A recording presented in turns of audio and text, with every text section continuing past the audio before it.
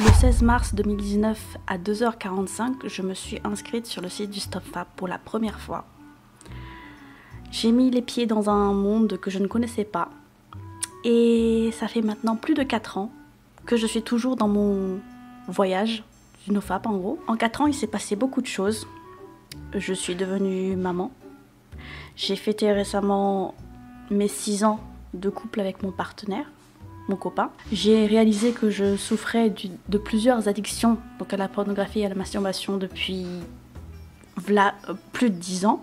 Et pendant ces 4 ans-là, il y a toujours des gens qui m'ont demandé qu'est-ce qu'il en était maintenant de mes pulsions, etc. J'avais déjà fait une vidéo en janvier 2020 parlant du fait que ça m'arrivait d'en avoir encore. 4 ans après, c'est toujours le cas.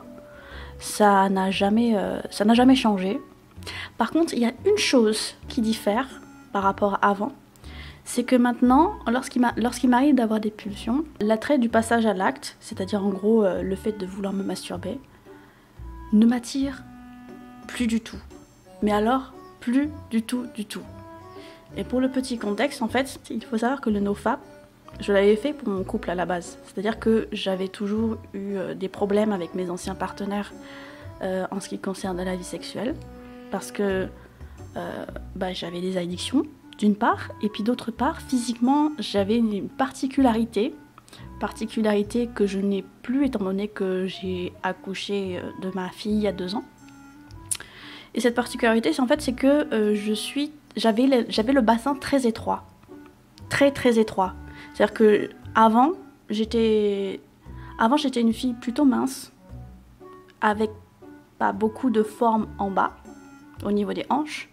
Ce qui faisait que du coup, dans l'intimité, c'était très compliqué de vraiment prendre son pied, parce que j'étais très étroite en fait. Et la grossesse ayant élargi mes hanches, c'est beaucoup plus simple maintenant de prendre son pied intimement parlant. J'en avais fait une vidéo, je pense que je vous la mettrai là, si je me trompe pas. Maintenant, c'est plus du tout le cas, c'est-à-dire que tout va très bien. En gros, c'est la grossesse qui m'a aidée à apprécier la sexualité en soi, le fait d'avoir des rapports sexuels. Parce qu'avant, j'avais des partenaires avec qui je me forçais à le faire, et ça me faisait quand même très très mal après coup, parce que mon corps n'était pas habitué, et puis même il ne pouvait pas s'habituer sans avoir mal. C'est pour ça que ça avait nourri mon addiction. Quand je le faisais, j'avais pas mal. Enfin, je me faisais mal à force de forcer, mais ça ne me faisait pas mal de me toucher en gros. Je sais pas si ça fait sens ou pas. Et du coup, pour revenir à ce que je disais au départ, je ne vois plus l'intérêt, du tout. Ça m'a quand même pris 4 ans pour avoir un intérêt pour la chose au ras des pâquerettes. C'est-à-dire que j'arrive toujours à avoir des pulsions, ça ne changera jamais, parce qu'on a toujours l'hypersexualisation de la société, quand tu regardes la télé, quand tu regardes les médias en règle générale. Et du coup, ça ne changera pas. Je ne pense pas que ça changera pour qui que ce soit au monde. Vraiment, il faudrait peut-être se couper de la société définitivement pour pouvoir éviter d'être tenté par quoi que ce soit, visuellement. Et je pense pas que ce soit possible. Quand j'ai envie d'intimité, en fait, je vais juste voir mon copain.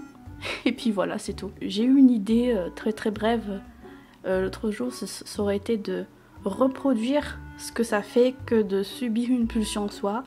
Je sais pas si c'est quelque chose d'intéressant pour vous. Je pense pas que ce soit... Enfin, ce serait amusant de le recréer en façon un petit peu cinématographique ou un truc comme ça. Enfin, cinématographique, c'est un bien grand mot. Pour les personnes qui n'arrivent pas à s'imaginer ce que ça fait que de subir une pulsion masturbatoire, peut-être que ça vous aidera à identifier la chose, je ne sais pas. Je ne sais pas si c'est intéressant ou pas. Donc c'est à vous de me le dire. Si jamais vous avez d'autres questions concernant mon parcours NoFap, ou bien les sujets de ma chaîne comme la santé mentale, la sexualité ou les rapports humains, tout ça c'est le même noyau. C'est une seule chose, le rapport à soi et le rapport aux autres. Et autour, vous avez la sexualité et la santé mentale. Tout est connecté en fait. C'est pour ça que c'est ces 3 thèmes là sur ma chaîne. Donc n'hésitez pas. Et voilà. Je vous vois dans une prochaine vidéo. Salut!